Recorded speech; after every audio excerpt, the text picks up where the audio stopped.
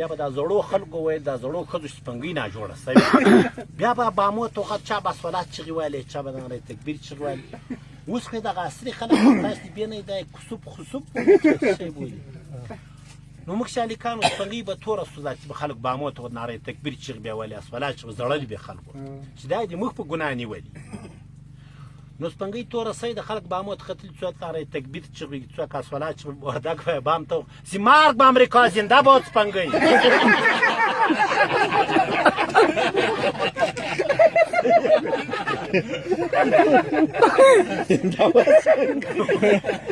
کټوازیان وایي مظاهره کولې بیا شعار د مظاهرې دا و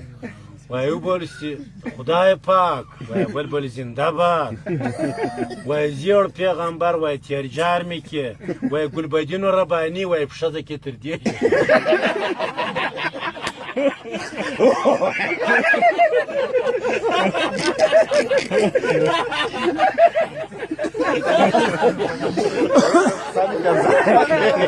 پرېږده هغه دې موږ هم رهبر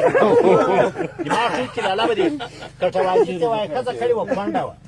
دا کوناټي تر تس کړی وایي هېڅ دغه نه ده وایي داسې نه یم لکه کابل زه دې لاله باغ یم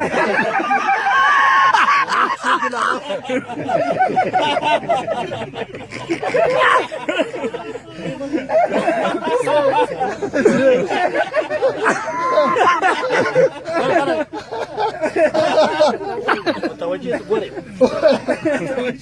رباني ګلبدین وایي اردن ټول لاړو یو وخت جهاد بیا ورې خولو تشناب کاغذ کار سره رباني وایي خاورو سره اخیستلو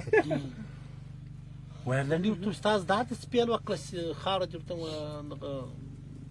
تشناب کاغذ وایي دا خو د موږ مذهب ده دا خاوره میکرو کوشه ده موږ په دې باندې اودس وچوو وایي لنډي ورته وچو ته کوستې اوړه چې خپله خاوره خو دې غڼو ته ونیوله اوس دې موږ هم ورته نیسو دا چې وردګ انجنیرانو ته کیسه کوله وایي حاجي صاحب که دروغ ده په رښتیا دې بلا وګرځي که رښتیا ده خو ده رښتیا وایي خپله خاوره یې غڼو ته ونه نیو وایي وچو ته ښځه خپله خاوره خو یې غڼو ته ونیوله زموږ هم نغمه خور پرمایي او مهرباني کوي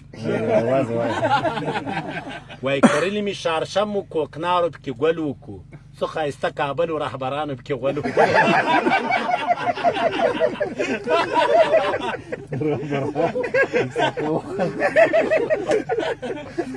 رهبران حاجي صاحب په کابل کې چې میلمه وي